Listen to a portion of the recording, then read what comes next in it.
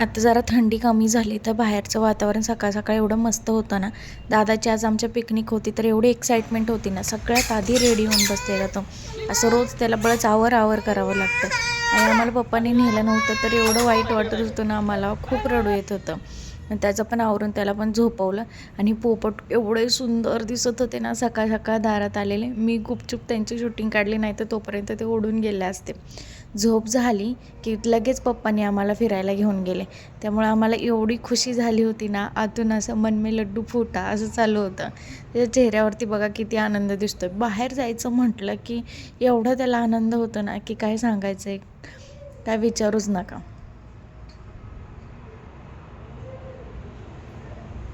दुपारी साप निघाला होता. समोर जे मार्केट आहे त्यांचं हे टॉयलेट आहे, त्याच्यात तिथे त्यांनी कॅरेट वगैरे ठेवलेत खूप जास्त. ते खूप जास्त गर्दी करून ठेवली.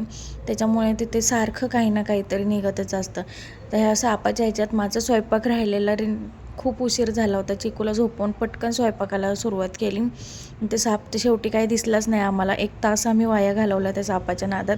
आम्हाला एवढी हौस होती साप बघायची, पण त्याने काही शेवटी दर्शन दिलंच नाही. पण त्याच्या नादात आमची कामं तेवढी राहिली होती. मग पटपट स्वयंपाक उरकून घेतला.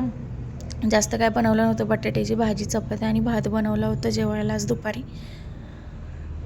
दुपारी दादाला पण पप्पांनी घेऊन आले. आज लेट सुटणार होतं पिकनिकमुळे, त्याच्यामुळे बस वगैरे काही नव्हतं. त्याच्यामुळे फौजीचं त्याला स्कूलमधून आणायला गेले होते. संध्याकाळी पार्कमध्ये गेल्यावरती एवढी चिल्लर पार्टी जमा होते ना की कुणाला काही मेळच नसतो. कुणाचं काय चाललं आहे काय नाही, काही तपास लागत नाही कुणाला. चिकूला मात्र आमच्या दादा मागेच पळायचं असतं. दादा बॉल वगैरे खेळत असले तिकडेच जायचं असतं आम्हाला. आणि पार्कमध्ये पण एवढं संध्याकाळी छान वाटत होतं ना. सकाळी कसं ते तांबडं फुटलेलं व्ह्यू असतो तसं वाटत होतं. आणि आधीच्या स्कूलमधले पिकनिकचं हे काही क्लिप आहेत. खूप छान त्यांनी एन्जॉय केला. एवढी मस्ती केली ना, नवीन काहीतरी एक्सपिरियन्स भेटतो मुलांना.